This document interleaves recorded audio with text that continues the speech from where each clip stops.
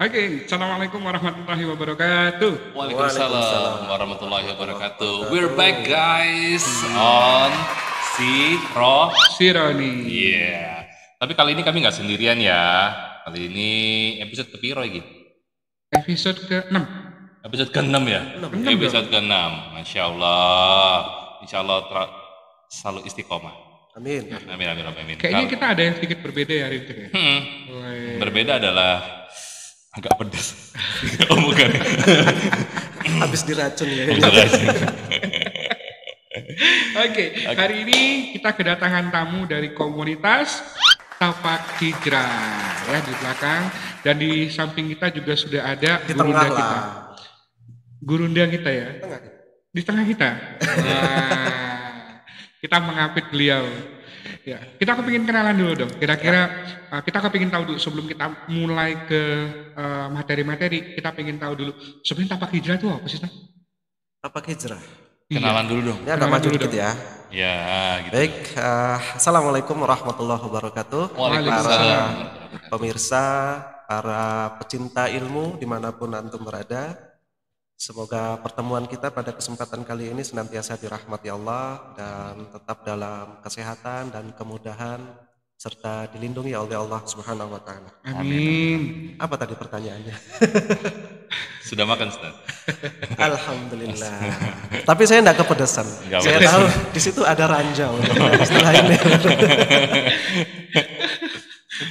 Oke, Tapak Hijrah. Jadi sebenarnya ini hanya komunitas untuk mendampingi ataupun mempersamai. Bagaimanapun juga kita kan semua ini kan pernah memiliki latar belakang masa lalu. Iya, Iya. semua pasti punya masa Kemudian lalu. Allah menetapkan hidayah. Mungkin saat ini pun kita masih dalam proses ya. Betul. Proses untuk memperbaiki keburukan-keburukan kita, menghapus nostalgia masa lalu kita. Nostalgia tuh. Nostalgia lah. Nostalgia itu. Masa SMA. Nah, jadi ada banyak komunitas sebenarnya yang punya latar belakang untuk mendampingi teman-teman yang berhijrah. Masya Allah. Tetapi Tapak Hijrah ini sengaja kita bikin dengan satu spesialisasi atau satu kekhususan. Sehingga ada pembeda dibanding dengan yang lain. Masya Allah. Kalau dari kalau dari namanya Tapak Hijrah, tapak itu kan adalah bekas. Oh iya. Jadi sebagaimana kita melihat jejak langkah, kita melihat bekas orang yang sebelum kita melewati jalan itu, ada bekas-bekas tapaknya di situ. Oh. Nah, sehingga hijrah itu pun kita kasih nama Tapak Hijrah itu sebagaimana kita tinggal mengikut nih jejak-jejak hijrah para pendahulu kita. Tracknya udah ada gitu. Tracknya sudah ada, sehingga hijrah itu sebenarnya kalau mau dibilang susah, mungkin ngawalinya susah. Tapi kalau kita sudah bisa mengetahui tracknya, sudah mempelajari jalurnya, ada kemudahan di situ. Kita tinggal mengikuti saja dari apa yang sudah ditinggalkan Nabi kita Muhammad Sallallahu Alaihi Wasallam, para sahabat, para tabiin, para tabiut tabiin. Dari mana ya? Dari guru-guru kita, dari ustadz-ustadz kita, dari referensi buku-buku baik itu kitab sirah maupun dari petunjuk-petunjuk yang ada di dalam Al-Quran. Sehingga Tapak Hijrah itu adalah kita mendampingi teman-teman untuk ini loh, kalau mau berhijrah kita melewati jalan ini. Nah, jadi kita sedikit berbeda dengan teman-teman yang lain karena di dalam komunitas itu ada kajian-kajian membahas tentang kitab-kitab ilmu. Jadi kita mendekatkan diri kepada ilmu. Karena sebelum beramal kita mempersiapkan ilmunya dulu, sehingga mudah-mudahan dengan ilmu dan amal itu akan memperbaiki profil kita, tampilan kita dalam bentuk adab ataupun etika. Masya Allah, betul. Keren. Adab baru ilmu. Insya Allah. Keren cuy. Nah, ini kita mau lihat logonya nih. Ya. Kita punya logonya, ini dia. Wih, kenapa sih warna hijau? Hijau putih, ada kaki-kakinya. Itu Ada- ngomong-ngomong betis Ada filosofinya nggak sih? Sebenarnya itu hanya sebuah visi aja ya. Jadi sebenarnya Tapak Hijrah itu ya seperti yang Seperti yang tadi kita dibilang bilang, tadi ya. tapak ada bekas, ada gambar kaki, ada warna hijau itu untuk memberikan kita inspirasi bahwa salah satu warna yang paling disukai oleh Nabi Shallallahu Alaihi Wasallam itu adalah warna hijau. Betul. Jadi warna kemenangan, warna kejayaan dari agama Islam. Wih, keren. Ini Kak, kalau kita dengar pertama sekali nama Tapak Hijrah, Betul. kok kayak perguruan tenaga dalam awal-awal itu. Apa itu ya? Bukan. Bela diri. Tak kirain dulu itu Ustadz itu mau bikin perguruan tenaga dalam. Perguruan pencak silat gitu ya. Nanti kita Pencak silat. terbawa ini, nanti jadinya lagi viral tuh yang itu perguruan-perguruan itu ya. Oh. Apa itu. Kebetulan kan saya juga punya ilmu kebal, Kak. Iya, Kebal diomongin. kebal dong. Kebal malu juga ya. Ya, kebal malu. Udah gak ada malu. Paha lu banyak banget berarti ya paha lu ya. Masya Allah. Alhamdulillah. Ya. Oke, jadi ini kok agak rasa-rasa seret-seret gitu. Enggak. Iya. Kurang nyaman. Tadi belum ngopi kayaknya ya. Belum ngopi. Belum ngopi. Belum ngopi. Alhamdulillah Oh, sekarang. Masya Allah. Ini ada Silakan. Ih, ada kopi nih. Ada kopi. Ada kopi. Ini kopi dari Doa Cafe, Jalan Masya Candi Allah. Panggung nomor 61B. 61B. Doa Ada- itu ada kan kok yang di alamat. Candi Panggung itu kan? Iya. Yang itu ya. Yang ownernya suka naik Vespa kemana-mana. Masya Allah. Ganteng gitu ya, yang Iya. ganteng gitu ya. Vespanya sudah laku. Nggak, saya sengaja mau ngingetin memori Vespa itu. Ini kita deketin ke kamera deh biar kelihatan jelas nih. Oke. Maaf ya, kamu nggak kita kasih lah ya. Nggak usah dia nggak usah. Saya Saya dapat dari studio langsung ini, Masya Oh, iya. Allah. tak minum dulu Bismillahirrahmanirrahim. Jadi biar lebih strong. Nah, Doa ini Alhamdulillah. spesialis kopi ya. Ya, Dia spesialis alhamdulillah. kopi. Tapi jobnya banyak doa ini kan.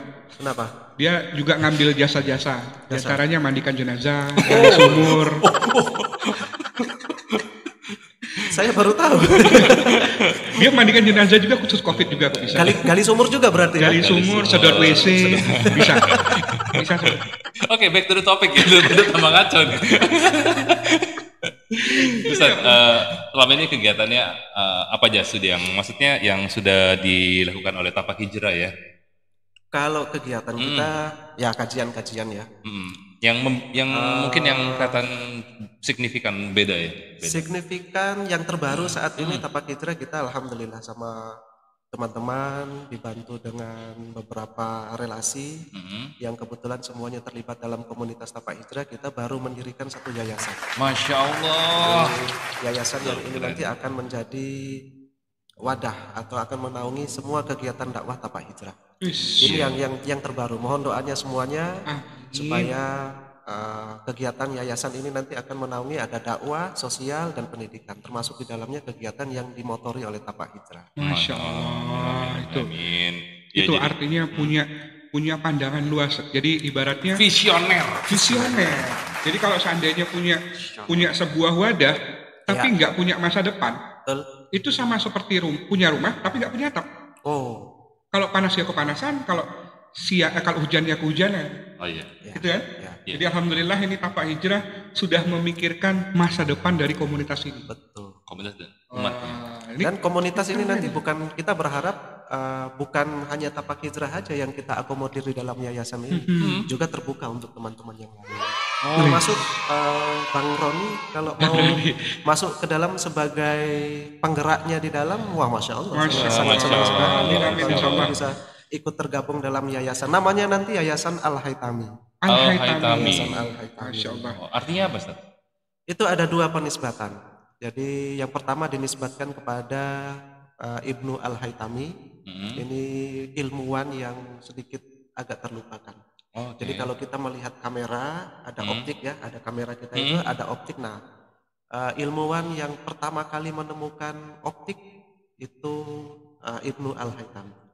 Termasuk algoritma. Nah, kita ini kan Algoritma. sudah- Algoritma. Betul, Oke. betul. itu yang menemukan Ibnu Al-Haytami. Nisbat yang kedua adalah kepada nama kunyah saya pribadi.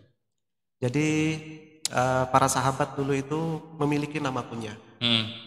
Seperti Abu Hurairah. Abu Hurairah radhiyallahu taala anhu itu kan nama kunyah. Ya. Karena beliau pecinta kucing sehingga disebut sebagai bapaknya para kucing. Oh, Abu gitu Hurairah. maksudnya. Itu beta sekali. Nah, itu kita Abu kucing. nama Hurairah. kunyah.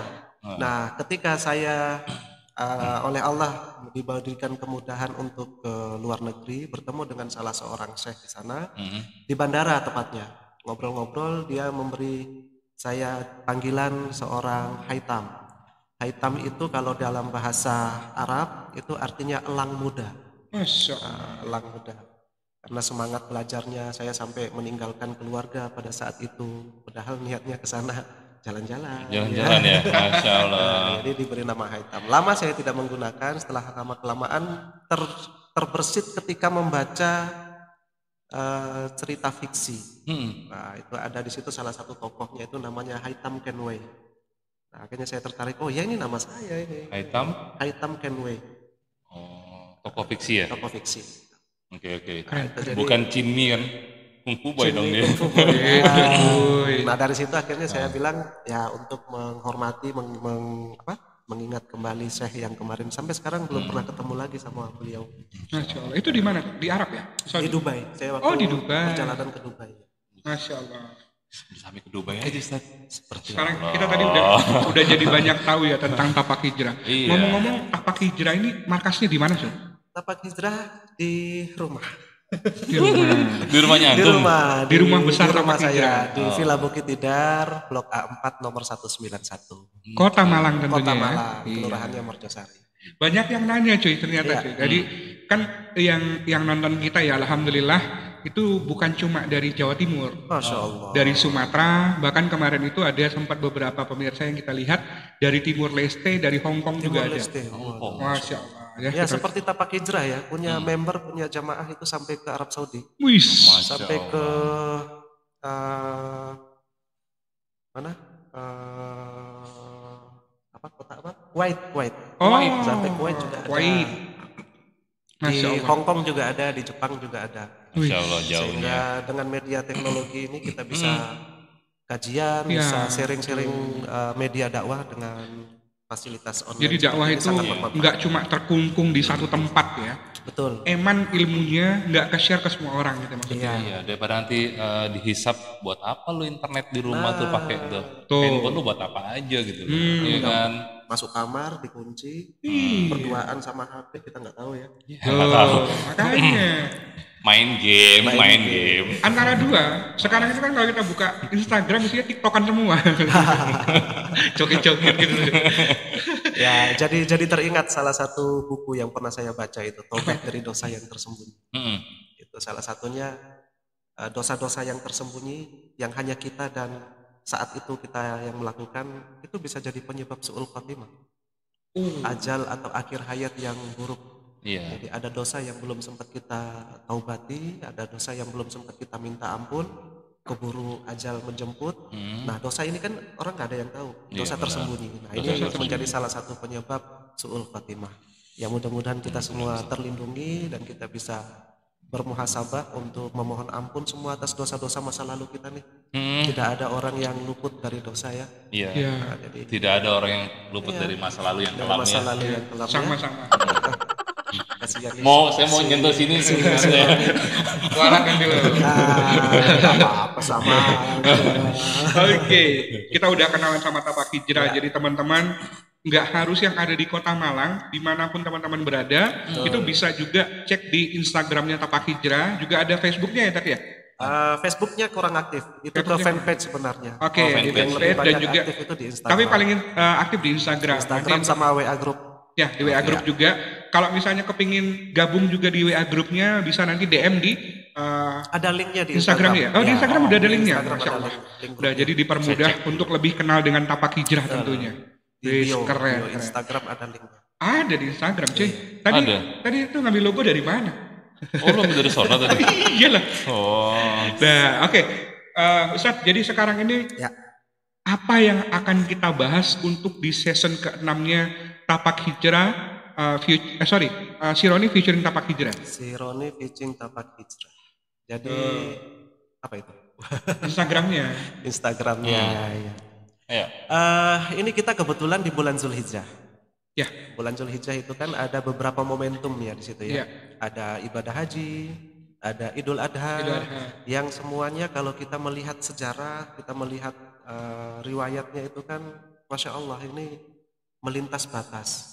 Kita membuka kembali perjalanannya Nabiullah Ibrahim alaihissalam, Ya. terus sampai dengan Ismail alaihissalam, Betul. Nabi Ishak alaihissalam, sampai kemudian Nabi Ibrahim itu dijuluki sebagai bapaknya para nabi. Bapaknya para nabi. Nah, ini tidak terlepas dari momentum Zulhijjah. Nah, kita ingin memberikan sedikit pencerahan, sedikit ya, karena kalau secara banyak-banyak kita mungkin punya keterbatasan. Iya, betul. Kita juga masih belajar, masih banyak kekurangannya juga. Mungkin ini hanya inspirasi aja sebagai merangsang, menstimulasi teman-teman yang di luar pemirsa itu supaya Lebih kita ingin bisa belajar lagi ya. jadi Idul Hijjah itu tidak hanya berkutat dengan Idul Adha, kurban. Kurban. Nabi Ismail yang diwahyukan untuk disembelih oleh Nabi Ibrahim kemudian berubah, klasik ya itu ya. Iya. Nah, kita Biasanya ingin melihat itu sisi doang lain. ya. Nah, kita ingin melihat sisi lain di bulan Zulhijjah dengan momentum ini, ada apa di balik layar Idul Adha. Iya, benar. Nah, nanti tulis ya di bawahnya nanti Ada apa dengan ada apa. Nah, kita mau bahas tentang ternyata di balik Idul Adha ini ada cinta. Wih, Ada romantisme. Ada ada romantisme, romantisnya, cuy. ada kesetiaan gitu loh ya. Cakep. Ada kesetiaan, ada cinta, ada romantisme. Jadi nanti ada cinta di balik layar Idul Adha. Wow. Wih. Oke, judulnya itu.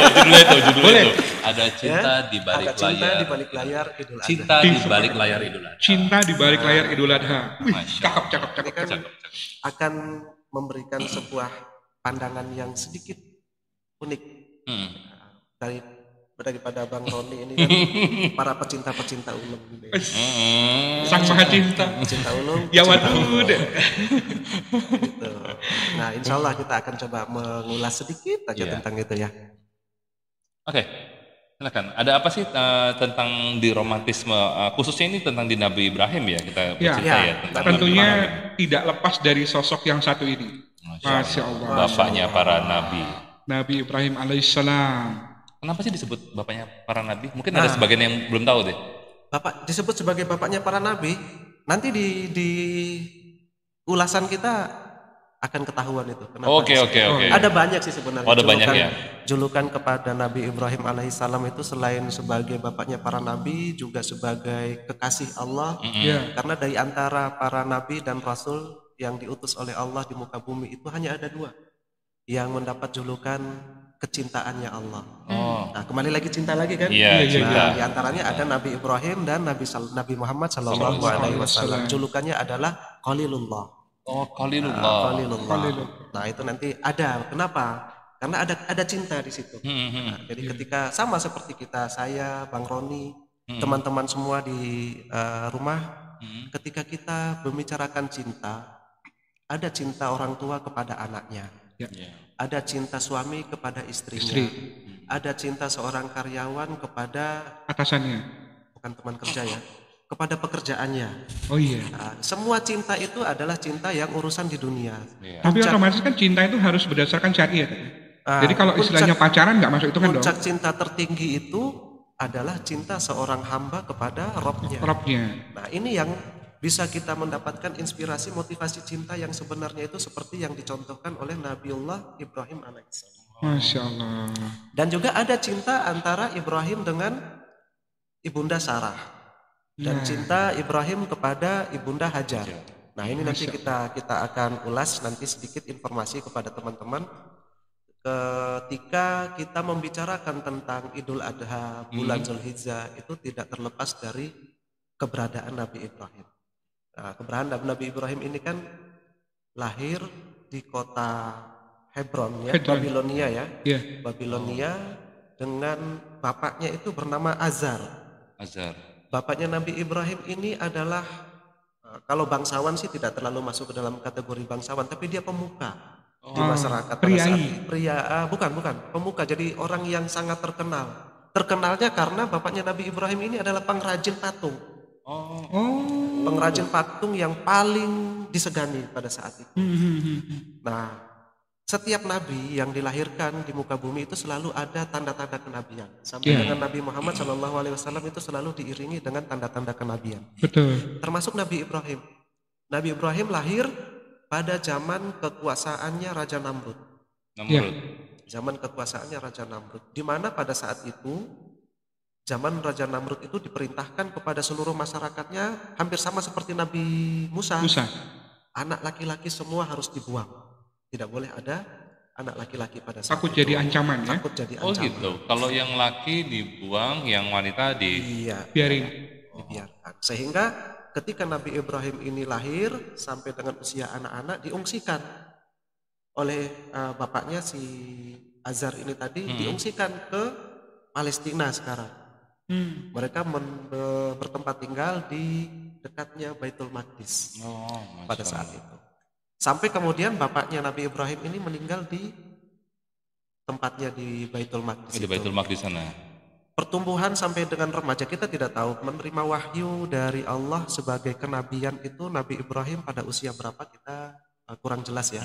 Iya. Mungkin nanti ada referensi yang lebih jelas. Iya. Tetapi pada saat itu Nabi Ibrahim dalam perjalanannya mencari Tuhan itu sudah mulai terlihat. Ketika beliau menghancurkan berhala-berhala.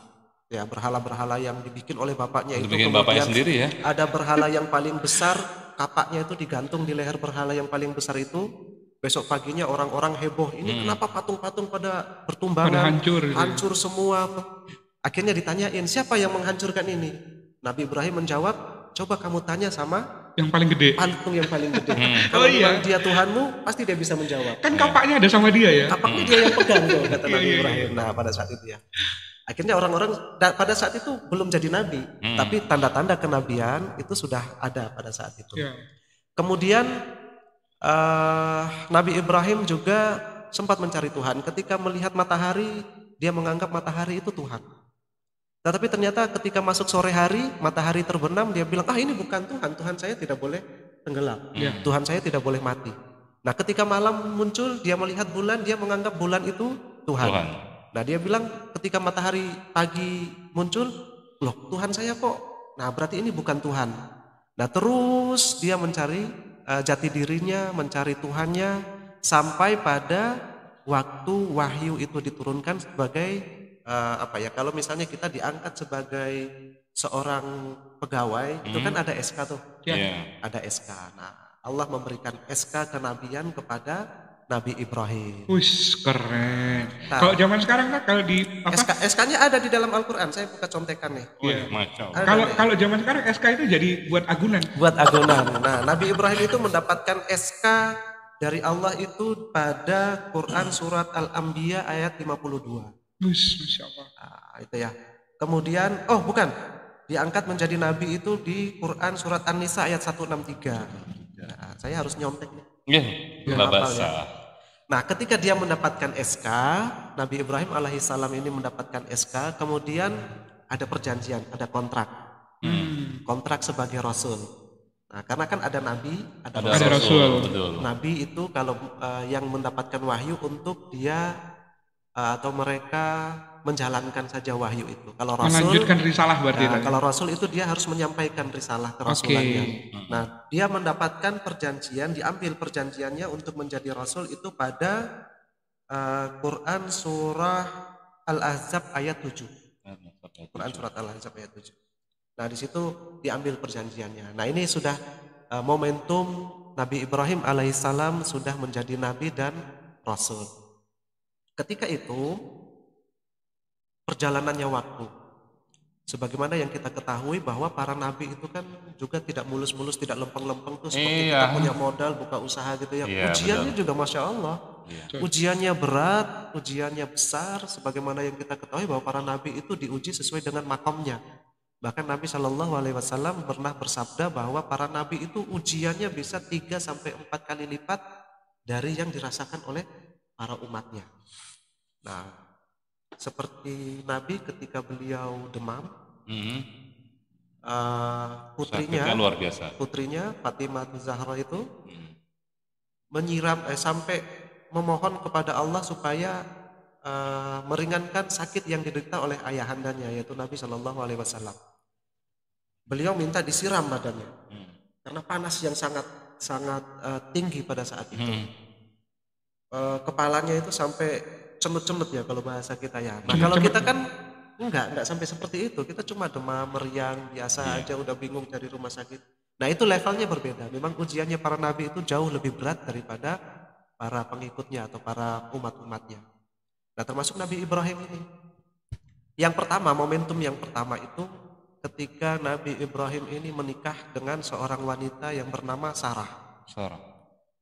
Menikah dengan seorang wanita yang bernama Sarah. Sarah ini diceritakan sebagai seorang wanita yang cantiknya subhanallah. Iya. Sangat cantik.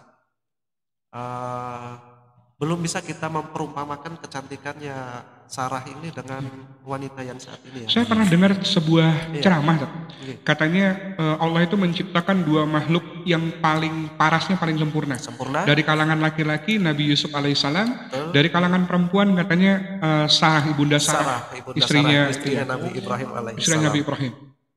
Saking cantiknya itu sampai diabadikan. Tetapi cantik, ujiannya juga banyak. Iya. Masya Makanya Allah. Bang Roni kalau punya istri cantik, hati-hati, ujiannya juga besar. Iya. Ya.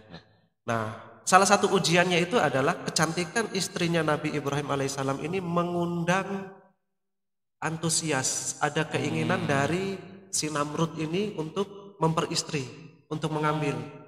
Gak boleh ini orang awam memiliki istri yang Secantik itu, ya? secantik itu. Akhirnya diambil si Sarah ini, dia panggil ke istana, didandani, mau dikawinkan sama, mau diambil lah, diambil secara paksa oleh Raja Namrud.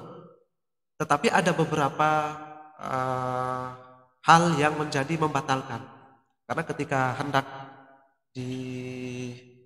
dinikahi oleh Raja Namrud, itu ibunda Sarah itu berdoa kepada Allah untuk mendapatkan perlindungan. Akhirnya beliau dilindungi oleh Allah, tidak terjadi sesuatu yang di luar dugaan mereka pada saat itu. Kekuatan doa. Nah, ibunda Sarah akhirnya dikembalikan lagi kepada Ibrahim, pada Nabi Ibrahim dikembalikan dan diberikan hadiah. Karena pernikahan ini tidak jadi, gagal, akhirnya diberi hadiah seorang budak. Tetapi pada saat itu perjalanan itu ada ujian lagi yang mengiringi mereka, bahwa selama perjalanan pernikahannya Nabi Ibrahim alaihissalam dengan ibunda Sarah itu belum dikaruniai seorang anak. Belum diberikan keturunan. Sebenarnya ujian keturunan ini sebelum Nabi Ibrahim itu juga pernah diujikan kepada Nabi Zakaria. Nabi Zakaria itu juga lama untuk sampai mendapatkan keturunan. Termasuk Nabi Ibrahim ini juga beliau berdoa kepada Allah. Salah satu doanya yang paling masyhur itu adalah Rabbi habli minas sholihin. Memohon kepada Allah, ya Allah berikan saya seorang anak yang soleh. Terus tidak pernah berputus asa. Ini kekuatan doa. Berapa lama seorang manusia itu punya kekuatan untuk berdoa? Paling kita 1 bulan, 2 bulan menganggap kita sudah berdoa, Allah mungkin belum menentukan yang terbaik untuk kita. Nabi Ibrahim berdoa itu sampai pada usia ibunda Sarah itu 80 tahun, sampai dengan usia 80 tahun. Pada perjalanan itu salah satu jawaban Allah adalah ketika mempertemukan Nabi Ibrahim dengan ibunda Hajar. Dengan kejadian dari istana Raja Namrud, beliau diberi hadiah seorang budak. Jadi ibunda Hajar itu budak. Diceritakan di situ kulitnya gelap hitam dan tidak secantik ibunda Sarah. Untuk membebaskan si budak ini, maka Nabi Ibrahim menikahi Hajar ini tadi, dinikahi sama Nabi Ibrahim alaihissalam. Perjalanan pernikahan tidak berlangsung lama. Ibunda Hajar jika ditakdirkan untuk hamil.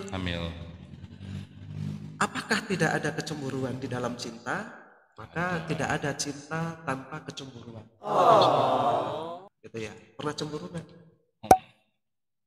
Pernah cemburu kan? Yang di rumah tolong ya, pernah cemburu dia? Pasti. Nah, ada kecemburuan di situ. Sampai di beberapa riwayat, saking cemburunya ibunda Sarah kepada Hajar, sempat ada ucapan bahwa ibunda Sarah itu hendak menguliti atau mengiris daging dari ibunda Hajar. Sampai segitunya ya, Sampai cemburunya segitu, ya. saking cemburunya. Tolong ya yang ibu-ibu di rumah sabar ya. Tolong. Sabar, harus sabar. Jangan sampai ngulitin ya. Di sini adalah bukti kekuatan cinta. Kalau misalnya cinta itu hanya seujung kuku, waduh, masya Allah, seujung kuku. Ini bahasa yang pasnya seuprit gitu ya. Dalam usia sampai 80 tahun tidak diberi keturunan, tidak dikaruniai keturunan, mungkin kita sudah mengambil keputusan yang beda ya. Wah, saya niat nikah untuk mendapatkan keturunan. Kalau ternyata istri saya ada masalah, tidak bisa memberikan saya keturunan, maka ini kesempatan saya untuk mencari ibu baru. mencari ibu baru. Berapa tahun bertahan? Paling kan kita cuma setahun, 2 tahun. Mertua sudah mulai tanya-tanya, gimana? Sudah ada tanda-tanda, kapan? Nah itu kan memberikan sebuah tekanan tersendiri yang membuat kita, kelamaan ini, udah ya. Dek maaf ya, yang maaf ya, ini kayaknya saya harus mencari. Itu baru tekanan dari keluarga ya, belum tetangga-tetangga julid. Itu ujian semua. Nabi Ibrahim itu ujiannya lebih berat dari situ, bahkan sampai usia 80 tahun yang kalau kita bilang secara logika usia segitu sudah usia yang tidak mungkin lagi untuk bisa hamil. Dapatlah Ibunda Hajar hamil, kemudian terjadi kecemburuan itu tadi yang membuat Nabi Ibrahim harus mengungsikan Ibunda Hajar ini ke suatu tempat. Ya, sampai dengan dilahirkanlah seorang anak laki-laki, diberi nama Ismail. Ibunda Hajar ketika ditinggalkan di sebuah lembah, tempat yang terpencil, tidak ada kehidupan, tidak ada sumber air apa segala macam, hanya benar-benar bisa pasrah kepada Allah. Karena Nabi Ibrahim hanya meninggalkan di situ. Setelah itu dia kembali lagi kepada Ibunda Sarah. Dia tidak tahu bagaimana kejadiannya pada saat itu, sampai kemudian ada part berikutnya muncullah air Zam-Zam itu. Ya. Ketika 14 tahun perjalanan si Nabi Ismail, belum jadi nabi ya, si baby Ismail ini berusia 14 tahun, kejadian di rumahnya Nabi Ibrahim itu didatangi oleh beberapa orang tamu. Didatangi oleh beberapa orang tamu, ganteng-ganteng kayak Bang Roni, cakep-cakep kayak Bang Roni itu apa sih artinya? Ya sama, Ronald Kenny, Bang Kenny dan Bang Ronald. Cakep-cakep nih, ada sekitar 5 orang pada saat itu. Karena didatangi tamu, Nabi Ibrahim kemudian keluar sebentar untuk mencarikan hidangan. Kemudian dapatlah seekor sapi. Disembelih, dihidangkan di situ daging sapi untuk tamunya ini. Tapi ternyata para tamu menolak. Mereka tidak mengkonsumsi hidangan itu. Nabi Ibrahim ketakutan, curiga. Ini berarti bukan bangsa saya. Tamu ini bukan bangsa saya, ketakutan. Ada apa ini, kok ada tamu datang yang bukan dari bangsa saya? Buktinya saya suguhi hidangan ini, mereka tidak makan. Akhirnya para tamu ini sadar bahwa Nabi Ibrahim pada saat itu ketakutan. Mereka bilang, sudah kamu jangan takut. Kata para tamu ini tadi, kamu jangan takut. Sesungguhnya kami datang diutus untuk menyampaikan sebuah kabar gembira. Pada saat itu usia Nabi Ibrahim 100 tahun, usia Ibunda Sarah 90 tahun. Kami datang untuk menyampaikan berita gembira bahwa istrimu Sarah akan hamil sebentar lagi, dan sudah ditetapkan bahwa anak yang ada di dalam kandungan istrimu itu akan menjadi seorang nabi.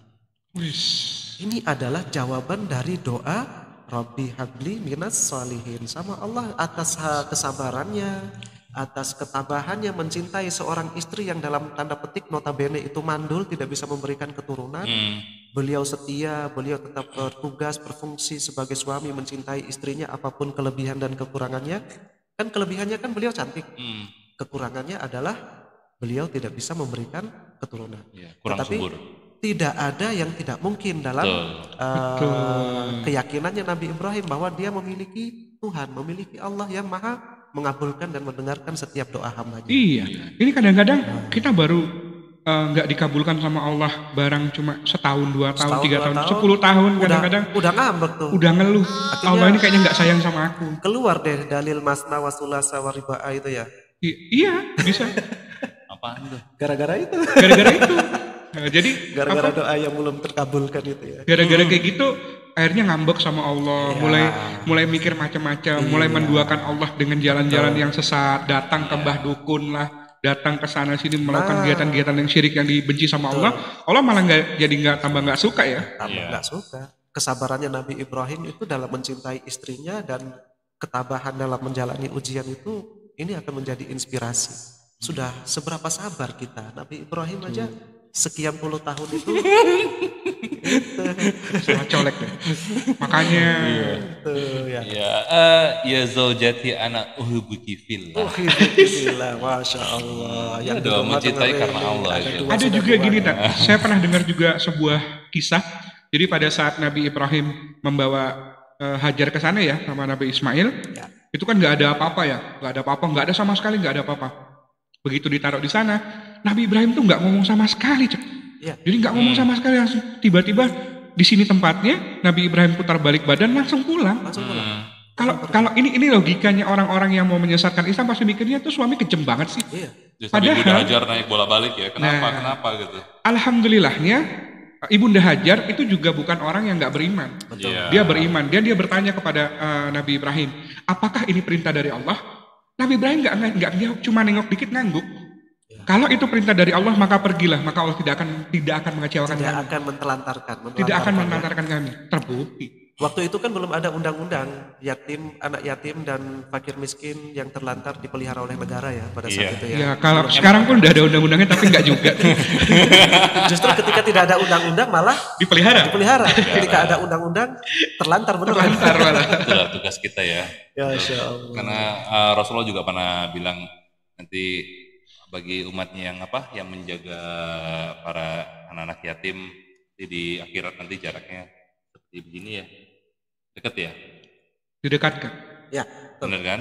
dekat antara Jaraknya jari dekat. telunjuk dan jari tengah. Mm-mm. Bukan begini loh ya. Iya segini. Iya, jaraknya itu sangat dekat seperti Sangat jari dekat. telunjuk dan Jari jari tengah. tengah. Tengah.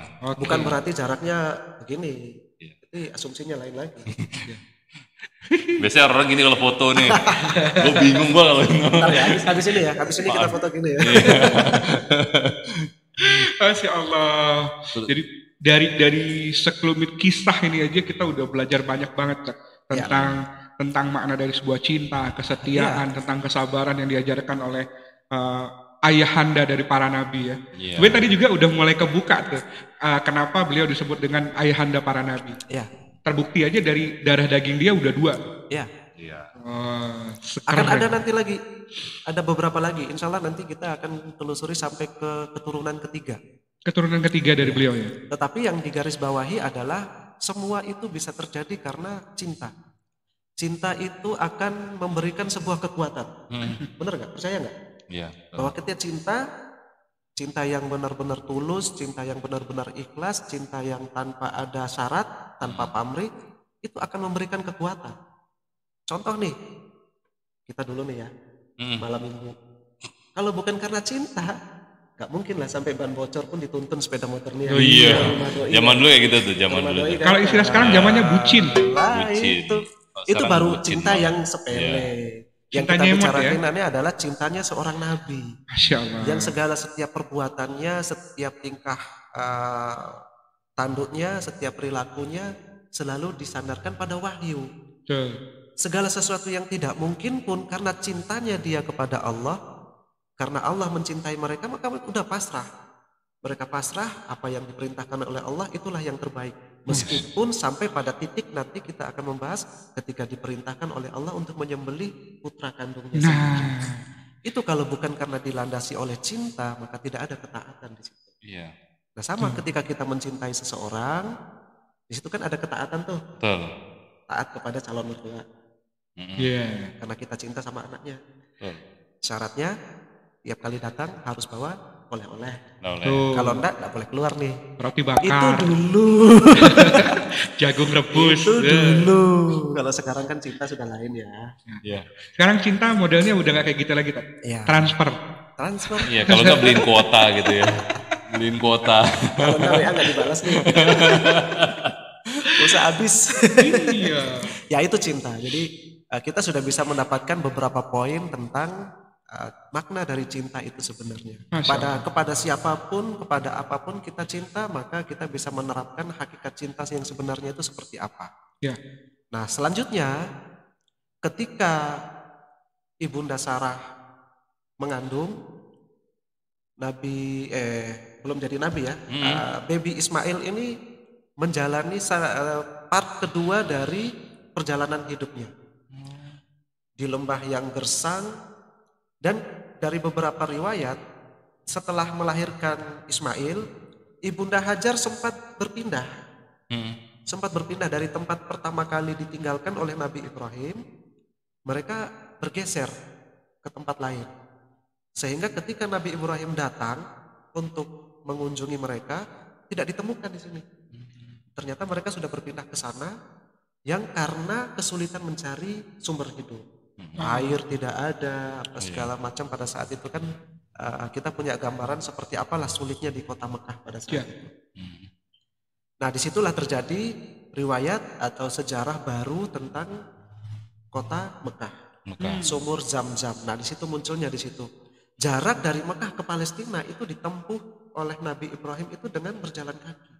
Ya Jauh banget itu. Bagaimana kekuatan dorongan cinta ketika beliau merasa bahwa di sana ada anak saya, di sana ada istri saya yang saya tinggalkan, dan saya punya kewajiban untuk melihat mereka, menjenguk mereka, dan ingin mengetahui kabar mereka. Itu berbulan-bulan perjalanannya.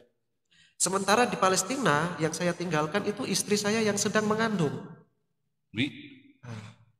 Kalau bukan karena cinta, maka kita pasti akan memilih, udahlah, yang ini aja saya tungguin ini sampai tuntas. Yang di sana nanti aja, udah saya pasrah aja, udah apa kata Allah aja di sana. Tapi karena cinta, maka dia harus berbagi waktu. Nah, sekarang kita bisa bayangkan tanggung jawab ini baru 2 nih, belum 4 loh ya. Kalau 4 bayangin, nggak pulang ini nanti ya.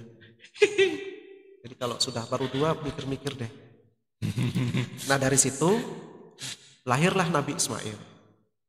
Kemudian Ibunda Sarah melahirkan seorang bayi sebagaimana janji Allah melalui malaikat tamu yang datang ke rumah beliau pada saat itu, melahirkan seorang nabi yang bernama Ishak. Nah, sudah ada 2 nih nabi sebagai hadiah atas kesabaran dan doa Nabi Ibrahim alaihissalam, Rabbi habli minas sholihin.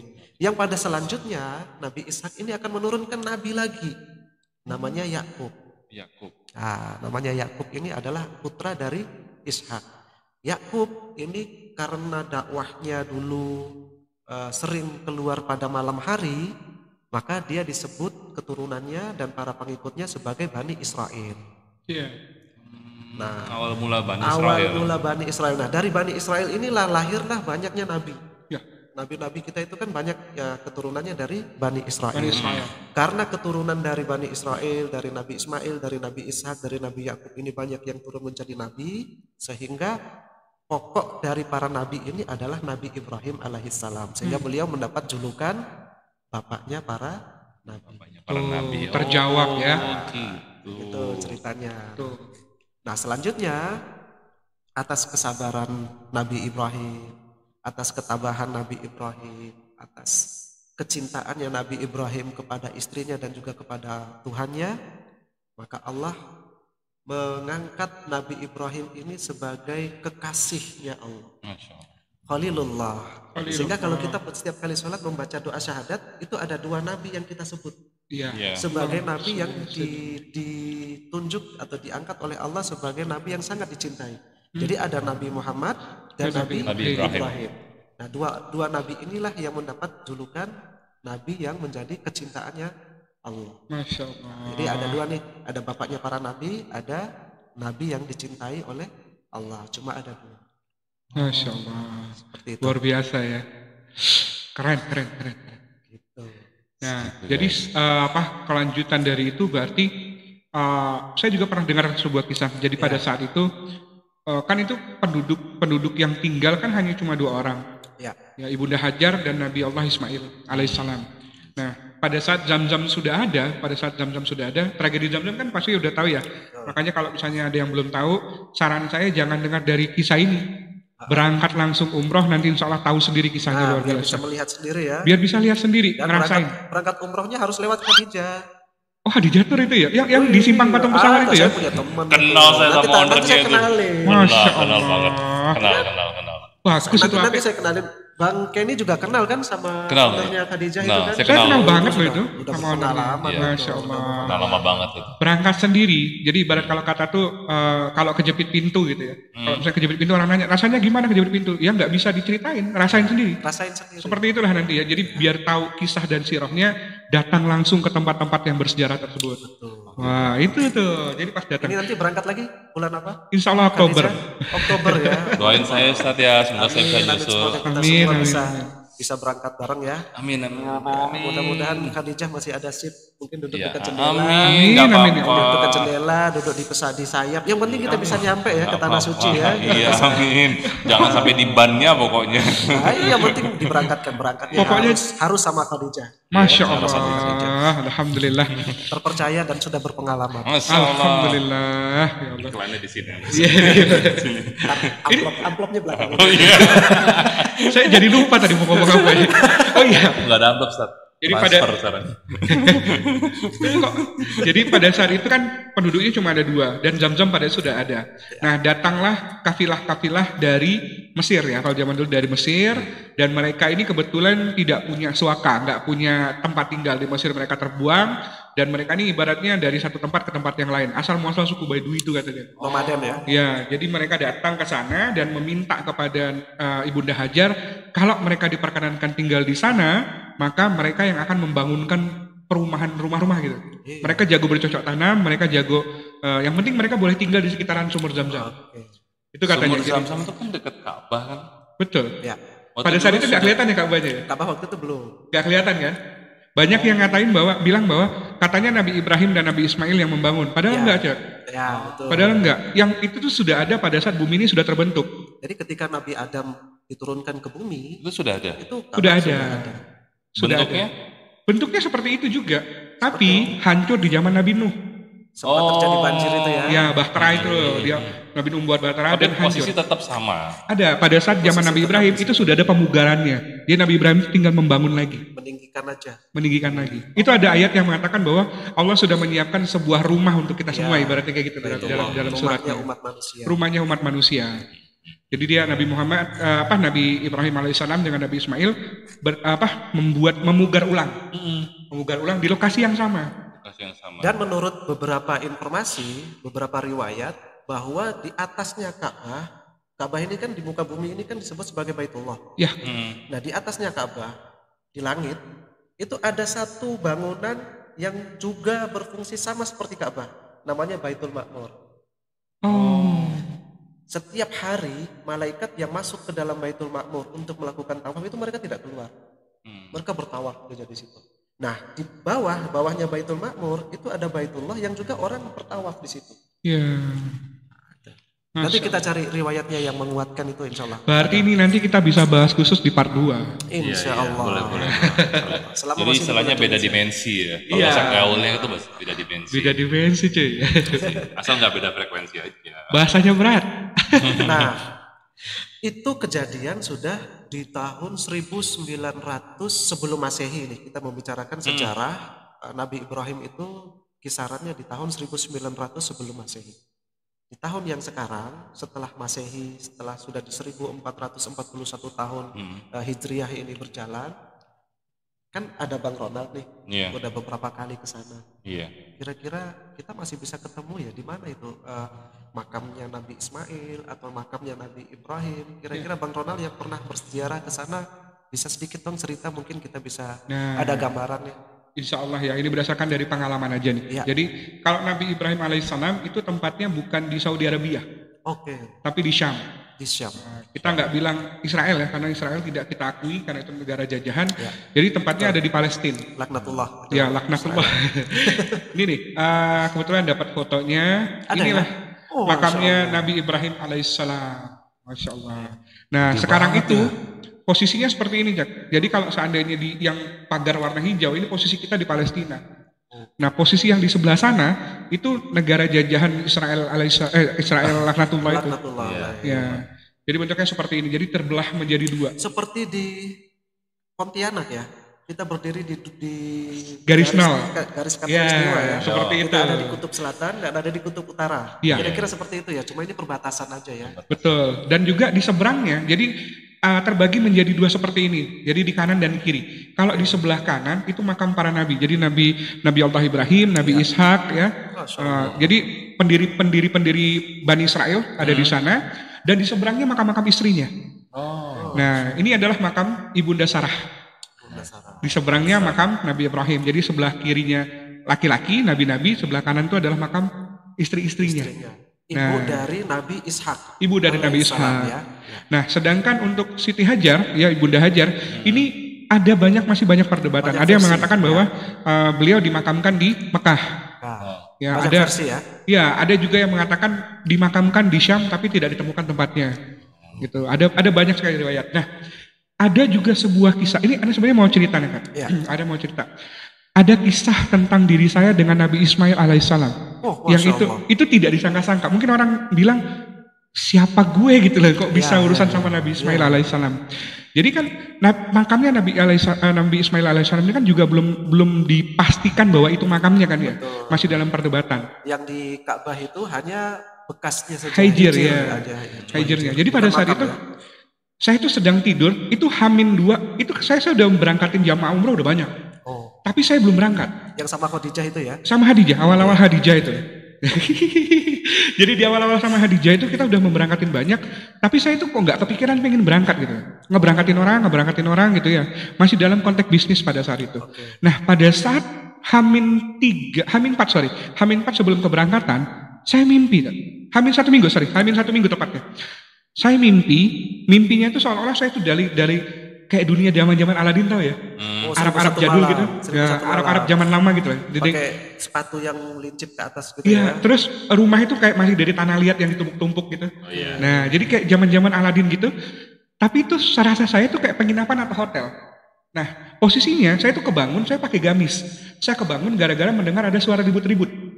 Saya buka jendela, ada orang ngumpul, di bawah tuh ada orang ngumpul, pakai bahasa Arab gitu. Akhirnya saya penasaran, karena kepo maksimal, saya penasaran, saya turun ke bawah. Saya bertanya, entah kenapa kok kayaknya bisa bahasa mereka gitu. Saya tanya, ini apa? Kalian lagi ngapain?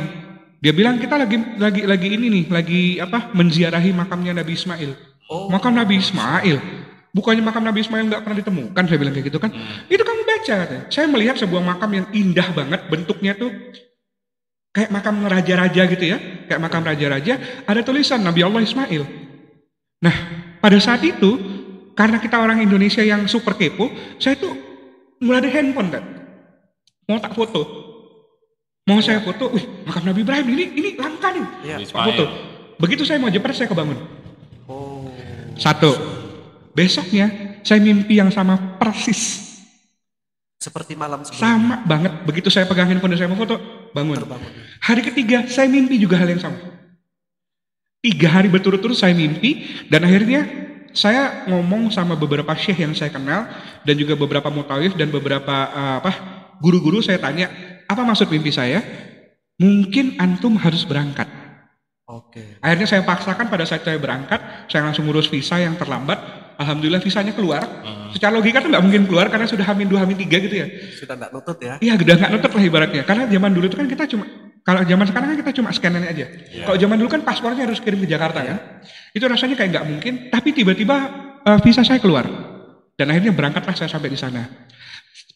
Zaman dulu kan kalau Hadijah sekarang itu kan ke Mekah dulu nih. Kalau zaman dulu itu Hadijah itu ke Madinah dulu cuy. Nah, jadi Madinah dulu di tiang-tiang Masjidil Nabawi itu kan ada syekh-syekh ya. Tempat kita belajar gitu ya. Dan ini benar-benar guru-guru besar loh mereka nih. Guru-guru besar di universitas-universitas. Iya, mereka ada halakoh-halakoh. Iya, jadi kadang-kadang itu ada mahasiswa yang bimbingan datangnya ke tiang-tiang itu. Nah, saya nanya sama dia dengan bantuan penerjemah mutawif, menceritakan tentang mimpi saya. Jawabannya satu, nanti pada saat antum sudah sampai di Mekah, selesai umroh wajib, masuklah ke Hijri Ismail dan sholat 2 rakaat. Insya Allah antum akan ketemu jawabannya di situ. Masya Allah. Jawabannya seperti itu. Saya tambah penasaran dong. Akhirnya dari Madinah berangkatlah ke Mekah. Saya sudah nggak sabar untuk hal tersebut. Setelah umroh wajib, besoknya kan kosong nih. Saya tawaf pagi biar Hijri Ismail itu kosong, nggak begitu rame kan. Akhirnya saya berhasil masuk dan saya sholat 2 rakaat. Di Hijri Ismail itu Di ya? Hijri Ismail. Oh, Masya Allah. Selesai saya sholat 2 rakaat, tiba-tiba kepala saya itu kayak disikut orang gitu loh. Disikut orang dan saya jatuh. Mau tahu rasanya? Sudah pernah. Mau saya contohin? Biar sama-sama tahu rasanya gitu. Enggak apa-apa, udah. Akhirnya saya kesikut persis di telinga saya, jeger kayak gitu, dipukul orang, dan saya jatuh. Di bawah saya itu ada 2 orang perempuan kayak orang dari India gitu. Saya tahan pakai tangan Supaya nggak nimpa mereka. biar mereka nggak nimpa mereka. Lagi Karena sholat kan juga nih. nggak tahu. Pada saat itu pokoknya ada perempuan yang jadi bawah saya itu. Jadi saya tahan seperti ini, jangan sampai saya menimpa badan mereka. Nah, pada saat saya nahan badan seperti ini, saya tuh kayak diajar masak. Kayak dipukulin orang gitu. Debuk. Rasa bini saya ditendang, kepala saya ditendang, kayak ditonjokin orang banyak gitu. Itu rame banget. Mau tahu rasanya? Sudah pernah? Oh, sudah pernah. Sudah pernah diajar masak ya.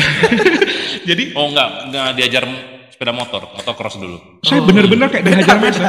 Itu benar-benar kayak dipukulin orang sekampung itu benar. Dan ngerasain bahwa itu banyak tangan yang mukulin saya. Oh, Banyak banget.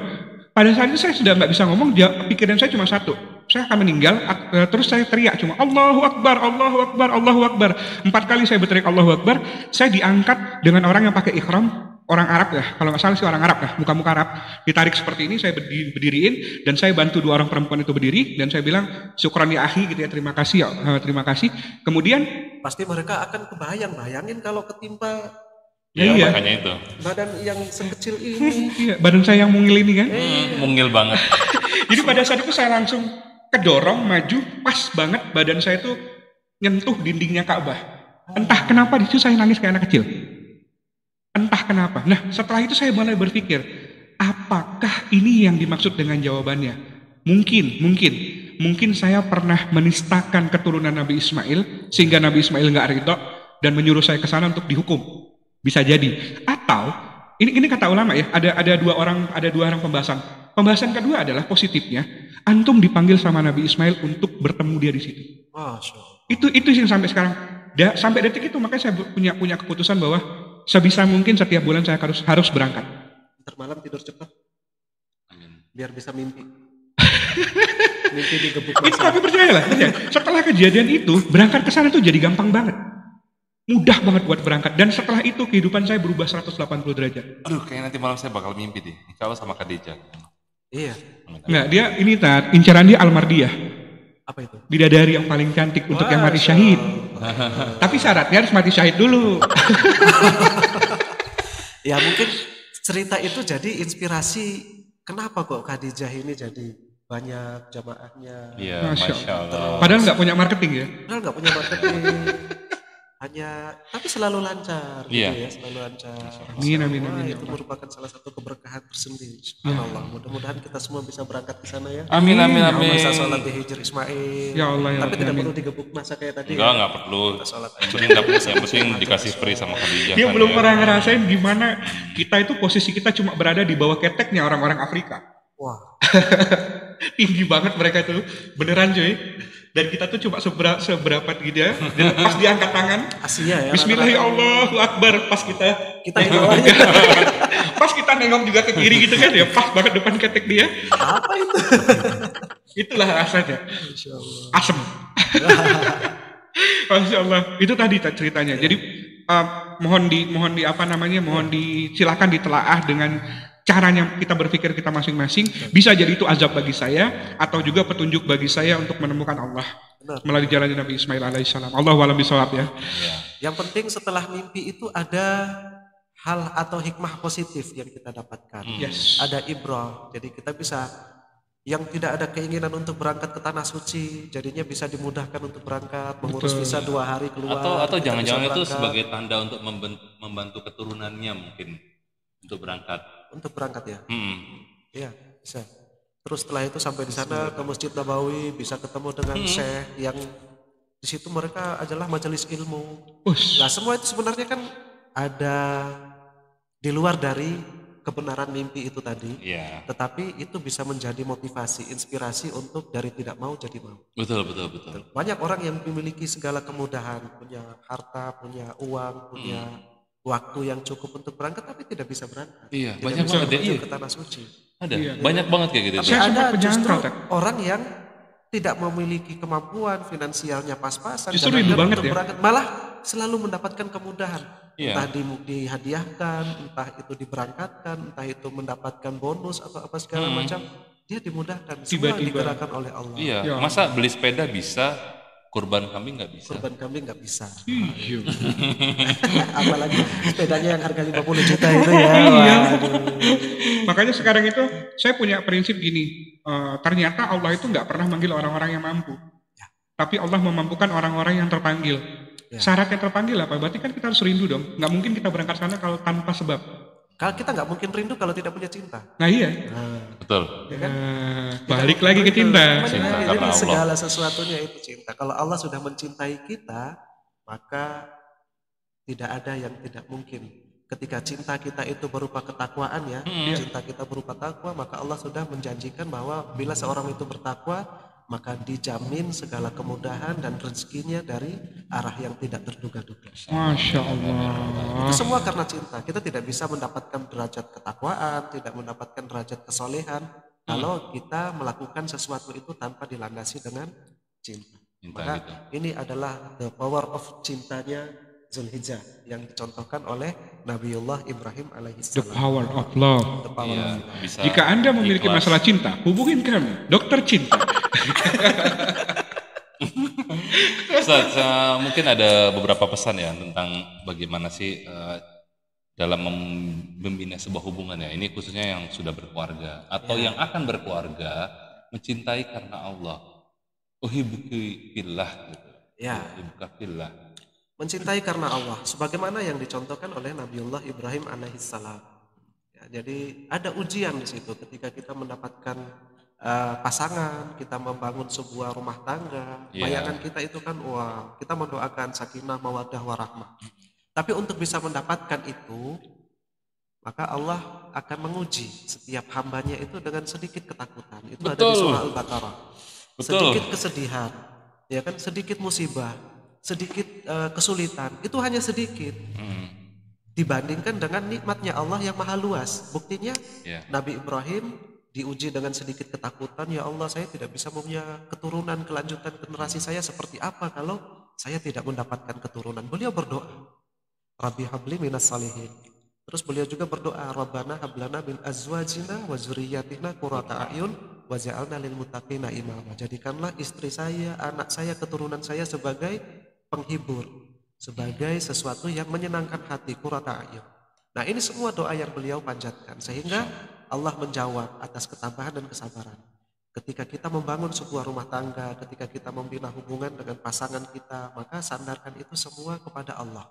Iya. Bahwa tidak ada yang dipertemukan, tidak ada yang dipisahkan, tidak ada yang mendapatkan kebahagiaan, kesedihan, kecuali kalau sudah ditakdirkan oleh Atas izinnya Allah. atas Iya izinnya benar. Allah. Kadang yang bisa belasan tahun sudah nikah juga bisa pisah. Sandarkan semuanya kepada Allah bahwa apa yang sudah kita lakukan. Nah, kita bisa mendapatkan atau menyandarkan itu kepada Allah kalau kita benar-benar bisa memaknai Allah itu maha mencintai. Ya. Dan Allah mencintai segala bentuk kecintaan yang ada di muka bumi ini. Tidak ada yang lebih mencintai kita selain Allah. Selain Ngomong-ngomong Allah. ini, Tak. Jadi kan ini sebagai kisah terakhir ya. Ya. Ada sebuah kisah tentang kisruhnya rumah tangga Nabi Ismail kan ya waktu itu ya. Oh Kalau ya, tidak salah saya pernah betul. dengar seperti itu. Itu seperti apa sih sebenarnya kisahnya? Waktu itu Nabi Ismail belum jadi nabi. Oh belum itu ya, belum kenabian ya. Belum jadi nabi. Ismail alaihissalam belum jadi nabi. Seperti tadi ya. Jadi Nabi Ibrahim itu berjalan dari Palestina ke Mekah. Palestina ke Mekah itu berbulan-bulan.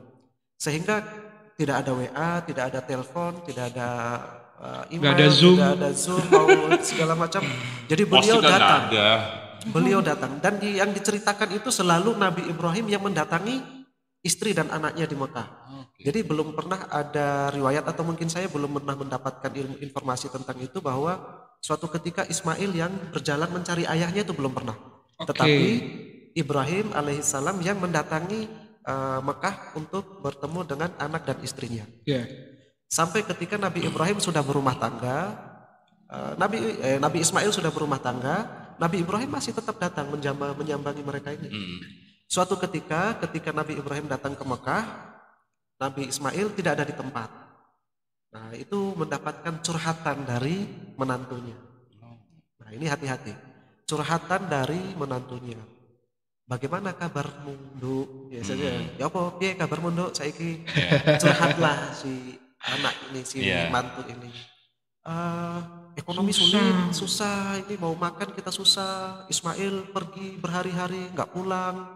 Kita dibiarkan terlantar seolah-olah apa segala macam. Gak ngasih duit arisan. Nggak ada mau arisan apa segala macam, nggak bisa nih, apalagi mau shopping, nggak bisa. Beli sepeda. Akhirnya sudah selesai bercerita itu, Nabi Ibrahim kemudian berpamitan sebelum beliau pergi meninggalkan rumah Nabi Ismail. beliau berpesan kepada istrinya Nabi Ismail. Nanti kalau kalau Ismail pulang ke rumah, sampaikan pesan saya bahwa abahnya datang. Pesannya adalah Nabi Ismail suruh segera menggantikan palang pintu rumahnya. Disuruh menggantikan palang pintu rumahnya. Why? Nah, ketika Ismail datang, disampaikanlah pesan itu. Tidak lama kemudian, Nabi Ismail pun menceraikan istrinya. Menceraikan istrinya yang ini tadi. Kita tidak tahu, ada banyak analisa di situ. Karena kembali lagi soal istrimu adalah pakaianmu, suamimu adalah pakaianmu. Istri wajib menutupi aib suami, suami wajib menutupi aib istri. Ketika konteks rumah tangga itu dibangun, maka harusnya rahasia dapur selalu terjaga. Iya, betul. Ya. Itu yang dimaksud dengan palang pintu tadi Palang ya. pintu tadi itu berarti ini palang pintu sudah nggak bagus nih. Ya, dia udah nggak bisa menutupin Bisa aib menutupi suaminya. aib suaminya, betul. Ganti, cek mlebu maneh. Ganti. Palang pintunya diganti dengan yang lebih Itu bagus. kalau dapat mandat kayak gitu seneng. Kagak lah. Cukup udah ini yang terakhir. Amin, Nanti amin. saya coba bertamu ya ke rumahnya Bang Kenny ya. Siap. Nanti pesenin kayak gitu ya. Dad. Nanti kalau Bang Kenny datang suruh ganti Rolling door. Saya nggak ada palang pintu pakai rolling door. Lagian kan saya siapa juga suruh ganti. Enggak, siapa tahu dari dinas kebersihan kota gitu loh, melihat ini sudah nggak layak gitu ya.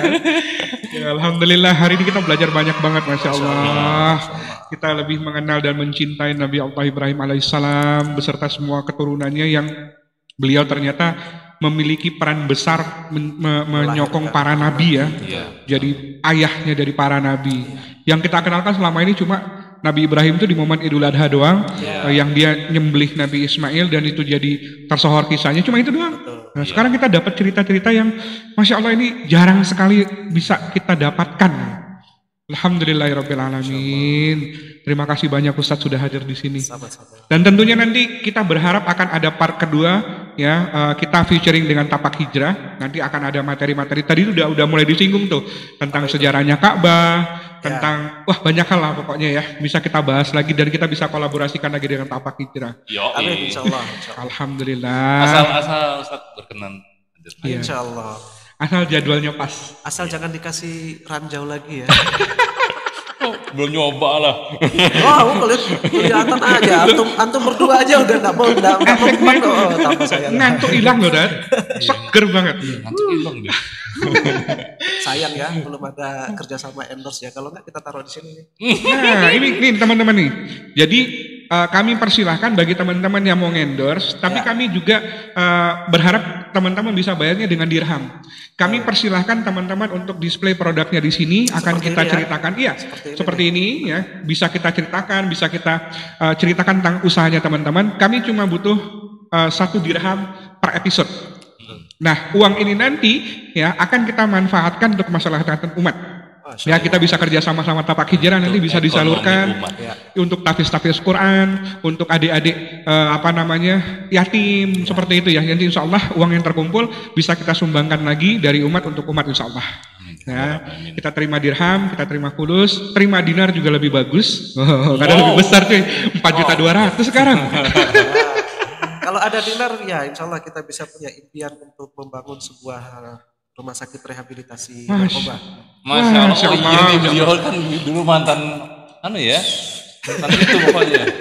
Bukan mantan pemain narkoba, Ya, bukan. salah satu impian dari Yayasan Al-Haytami itu memang kita ingin concern membantu Merehab ya. Membantu teman-teman kita. pecandu narkoba dengan media rupiah dan herbal. Alhamdulillah. Insya Allah semoga juga si Roni bisa jadi bagian dari itu ya, Cek ya. Amin ya Rabbal alamin pasti. Insya Allah. Jadi terima kasih teman-teman semuanya. Jangan lupa untuk like, comment, share, subscribe, dan bagikan video ini. Siapa tahu nanti teman-teman yang membagikan video ini dan yang nonton video ini bisa mendapatkan hidayah dari apa yang sudah antum bagikan. Insya Allah Allah akan membalas dengan pahala nantinya. Amin ya Rabbal alamin. Kita akan ketemu lagi di episode berikutnya ya dengan pembahasan-pembahasan yang lebih seru, dan kita juga akan nantikan part kedua antara si Roni dan juga Tapak Hijrah tentunya. Untuk itu jangan kemana-mana. Kita akan kembali lagi di episode berikutnya, tentu saja di acara Si Roni. Assalamualaikum warahmatullahi wabarakatuh.